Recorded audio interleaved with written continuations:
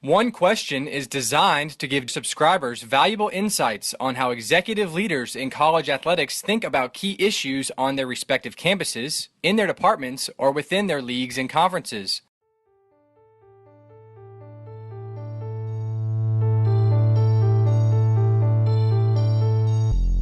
Greetings, this is Ty Brown and welcome to One Question, where we highlight executive leaders in college athletics. Our guest today is Dr. Kristene Kelly. Kristene has been in college athletics for 17 years, and most recently she has served for 2 years as the Director of Athletics at Keene State College. Greetings, Kristene. Thanks for joining us today. Thank you so much, Ty. Thanks for having me. Now, Kristene, come August, you will be transitioning to a position at Dartmouth as a Senior Associate AD for varsity sports and also the Senior Woman Administrator. Congratulations on that appointment. Thank you so much. I'm excited. I do have a couple questions relative to your time in the chair there at Keene State. You spent roughly 2 years, and when you're in a leadership position, sometimes you have to make challenging decisions. What were some of the most challenging decisions you had to make during that time, your time there at Keene State, and how did you reconcile those decisions with the various constituency? And I say challenging, meaning they probably, you probably had to reconcile the decision against your core values, or there were probably, if it was a challenge, there were probably some people who weren't happy with the decision, but you had to make it because you were in a decision-making chair at the time. That is exactly right. So the biggest decision, I would say, or challenging decision that I had to make that is not immune to Keene State College, but it's pretty much what's happening in higher education, and that deals with the budget. And that deals with budget reductions. We are a enrollment-driven institution, and as you may or may not know, there is a declining demographic for our high school graduates, particularly in the New England region, where pretty much by 2025 we'll be down about 8% of where we are. So when I came to Keene State in 2016, we were budgeting on roughly about 3,850 students. And this past year, the last budget cycle I submitted was budgeted at about 3,400 students. So that for us, it's about a $300,000 reduction that we've had to make over the course of 2 years, and that in itself has many, many, many challenges. So as you're looking at how best to allocate your resources, sometimes you are going to make decisions that everyone isn't going to agree with, and one of those decisions that we made was to eliminate paid game day personnel. So we were paying and hiring many, many, many students just to be able to run our programs, everything from clock operators, ticket takers, you name it, we were paying students, and it was quite a hefty bill for us. So I tried to go back to my historically black college and university days where you pretty much, takes one person to do 10 jobs. And I said, okay, what can we do? So one of the things I looked at was eliminating the game day personnel, the paid game day personnel. And I said, okay, how about we have each program select a sport or a team or different games that they would pretty much serve as the game personnel. And of course, it was met with a lot of resistance from the coaches. Not necessarily the athletes, because I looked at it in a positive way to say, how many times do our athletes get an opportunity to support their fellow athletes in their sport of choice? So here's an opportunity where you're working. So we've had, for example, women's lacrosse players working the volleyball game, because again, we try to do out-of-season teams. And they would get there and they would have no idea what it means. How do you roll the ball back to the person who's having to serve? How do you, call a ball in, call a ball out? My God, she can really hit the ball hard. That type of thing that they had no idea. So I think from our coaches, initially, they didn't want to do it because they felt as if, that's just more work, we're already underpaid, we're already, those types of reactions you'll get. But from the athlete's perspective, they were okay. They thought it was, a pretty decent idea. Now, obviously, I would like to go back to paying our students only because it's an opportunity for them to make money. A lot of our students are on a large percentage of financial aid. They need that money to pay their bills, that type of thing. So, it was something that we tried out. But like you said, it was difficult in making such a hard decision, but it was something we needed to do that would have a minimal impact on the type of experience we can provide for our student athletes, but it kept us within our budget. So that was a big decision. That's a big decision, but it's also a creative solution to what was a institutional problem, which is what it sounds like.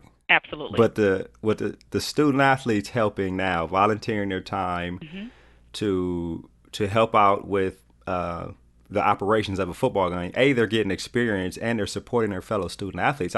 If you reverse that, I don't even know if they would want to give that up, would they? I mean, it just seems like that's something they'd be interested in doing. And initially, I think there are a lot of kinks that needed to have been worked out with just how do you equitably spread the games out, because again, we have 18 programs.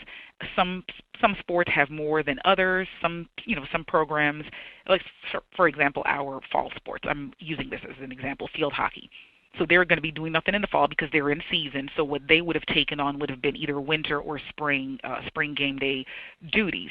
Well, by the time their seasons are over in the fall, they've lost 5 or 6 athletes who have graduated. So now their team's depleted.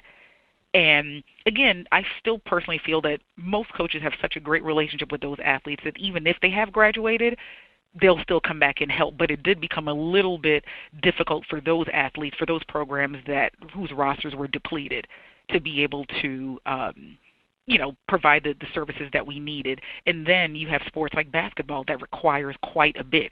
The number of people that it takes, from ticket takers to door the folks who stand at the door to be able to, kind of usher people in the right directions, to sweeping the bleachers and pulling down the chairs and setting up the tables, and it goes on and on and on. Basketball required quite a bit. So there were some kinks that we needed to work out, but overall I felt it went well, and like you said, it was a creative way to really stick within the budget, but still allow our athletes an opportunity to preserve the experience for our athletes, but give our other athletes an opportunity to see their fellow men or women out there in their sport of choice. Yeah, and I'd imagine if you wanted to take it a step further, you probably can find some student organizations on campus who could probably use some type of experience or volunteer experience or hours to the university that could help too. Absolutely. So that's another thing we eliminated as part of our, we were paying broadcasters to do, because we broadcast all of our home contests for every sport, and we were paying the student broadcasters. So one thing that our assistant AD for sports information did was, he's also a graduate of the institution. He worked with our journalism, public relations, and mass communication or multimedia department, and we're using an internship class. And those students are now gaining the experience, being on camera, production, editing, all of those types of things, as a part of their field experience. And in return, we're getting, I don't want to call it free labor, but that's exactly what we're getting. And they're able to help us, and we're helping them. So that was one way that we really immersed the college, or our athletics department, into the greater college community. And again, just being creative. Right. And I'm sure that's celebrated on campus as well as in athletics. It is. It absolutely is. And we're looking forward to continuing that partnership this upcoming year. Right. So now I wonder, the coaches, right? Initially, they were kind of hesitant about it. So how did you allay those concerns initially when they were hesitant about this whole, hey, we stretch our kids here, with time commitments, and now you want them to work some more. This might be a problem. Tell me how you reconcile with those coaches. So I think it's a matter of having conversations, open, honest, candid conversations. Behind closed doors, one of our staff meetings, we just literally said, okay, let's lay out all the pros and all the cons, and tell me, how bad is this? What is let's really peel back the onion. What is the issue that you're facing?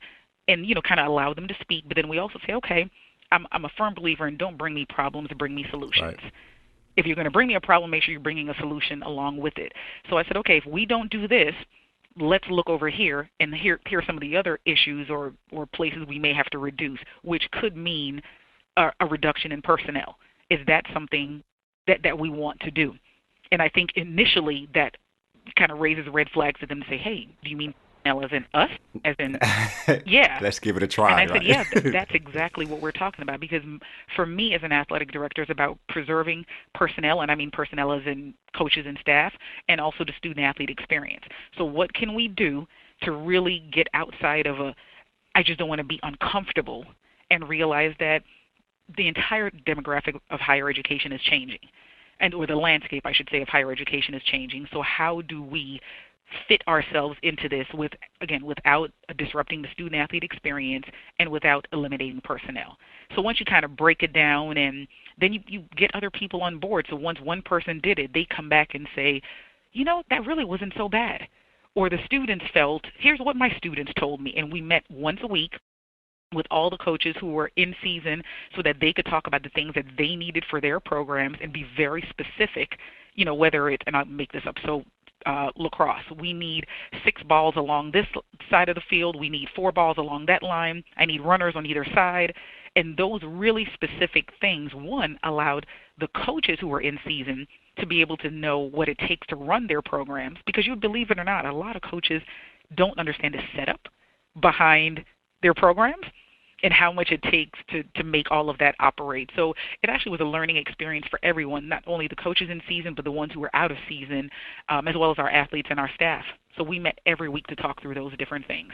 Right, with communication, right, and relationships. Regarding that decision, without getting into any type of numbers, did that help the overall budgetary issue on campus? Like athletics contribution was by cutting this paid peripheral help during our athletic contest. Did that make a contribution to the overall problem in terms of budget? Yes, it did, but it was not met, again, without showing the impact that it would have and the implications it would have on our program. Again, when you have that large number of students who are hired, we're talking over 100 students, and to reduce that amount, it does have its impact on the greater campus community as well. So we talked about how this could be a short-term solution, but it may not be something that's sustainable.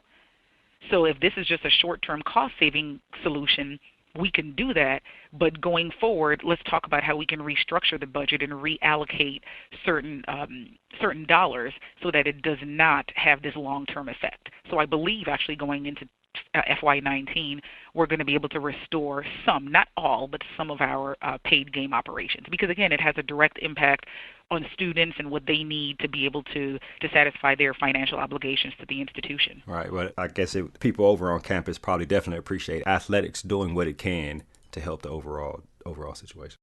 Oh, yes. And that's just one of the changes that we made. I could list so many different things where we reduced the number of games we played to be able to cut down on our transportation costs. Transportation for us is closer to $200,000 annually. So you talk about if you reduced one game per sport, and of course some sports you can't reduce, like track or swimming, those types of things. But some of the other ones, all of our teams were playing the maximum number of games. So to reduce by one really didn't impact the student experience because they're still playing a large number of games. So it was one small change that added up to bigger, to bigger results. So again, that's just another thing that we did to be able to help the greater institution in reducing our budget.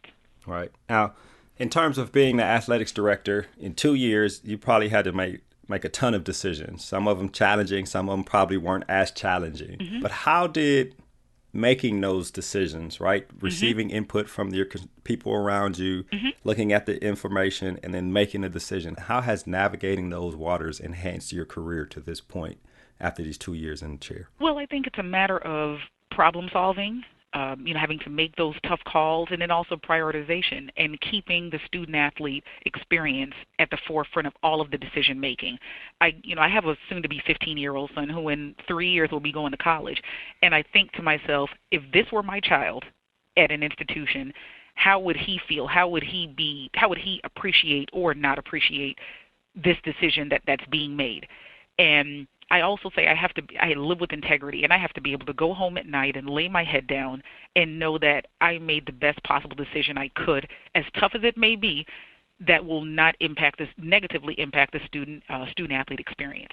So I think, like I said, it's a matter of prioritization, and this is a very cliche saying, but they always say you get paid the big bucks to make the tough decisions, and it's not going to be easy. And I think a lot of times people who aspire to be an athletic director, they think, you can have your name in a story, you have your picture blasted everywhere, but they don't see the backside of the heart-wrenching decisions that have to be made, because I know the experience that I would like my son to have. I know the experience I would have wanted to have had in undergraduate school when I was competing.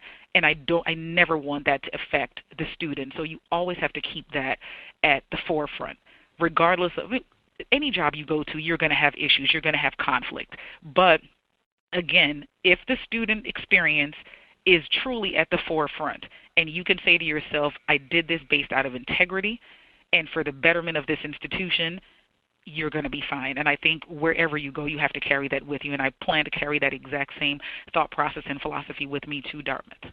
Right, exactly. And that leads to the next question. In terms of your overall career and specifically these last 2 years, which personal and professional gains from your time in the chair would you consider your most valuable asset that you bring to the table when you head over into your new position there at Dartmouth? Well, for me, and believe it or not, I think Keene State was a huge, huge portion of this, is to keep it all in perspective. And you cannot forget to have fun because, you look across America, you look at these celebrities who have all this money, who have done all these great things, and unfortunately are committing suicide. You look at people who are not taking care of themselves, as far as health and wellness, and are dealing with all these types of issues, and for lack of a better term, they're passing away. So for me, I never want my job to take so much out of me that I can't be Kristene. That's important to me, is to be able to keep it all in perspective. So that's the first thing, and to have fun. So hopefully Dartmouth is excited about my social media savviness with showing who I am as an individual, and again, controlling my narrative, putting it out there as, but I'm very open and honest with who I am. And hopefully Dartmouth is willing to accept that, and I think they are. But as well, to me, expectation management is huge. Basically setting the expectations here as someone who reports to me, here's what it is you can expect from me, and here are the things that I'm expecting from you.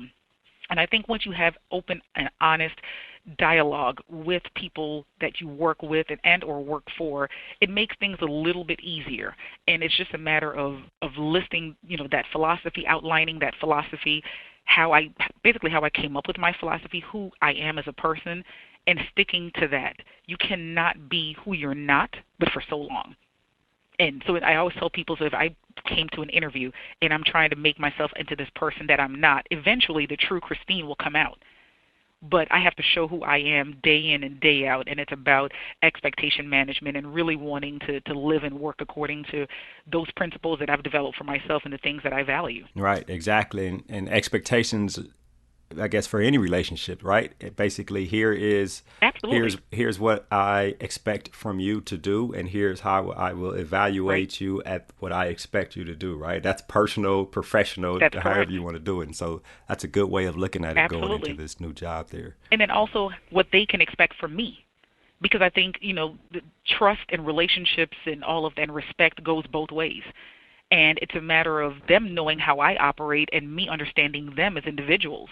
And I always tell people, you could have the most skills in the world, but if you don't know how to manage people, if you don't know how to lead people, if you don't have interpersonal skills, you're never going to be successful. And regardless, you could be an AD, a janitor, a work study student, however, you have to be able to have and develop those interpersonal skills, because if you don't, you'll never be successful. Exactly. Well, Kristene, it sounds like in the brief 2-year stint you spent in the chair at Keene State College, you've been able to make a difference. And they probably, I can almost guarantee they appreciate the time you spent there. And then you also, in terms of Dartmouth, they're getting the asset there, which will also help them to be better than before you got there. And I really want to thank you for joining us here on One Question. Thank you so much, Ty, and you have a great day. That was Dr. Kristene Kelly. She is currently the Director of Athletics at Keene State College, and she's moving over to Dartmouth to be the Senior Associate Athletics Director for Varsity Sports and Senior Woman Administrator. And this is Ty Brown with One Question. And keep in mind, the role of a leader is to create and maintain an environment that people want to be a part of. And as always, be better tomorrow than you are today.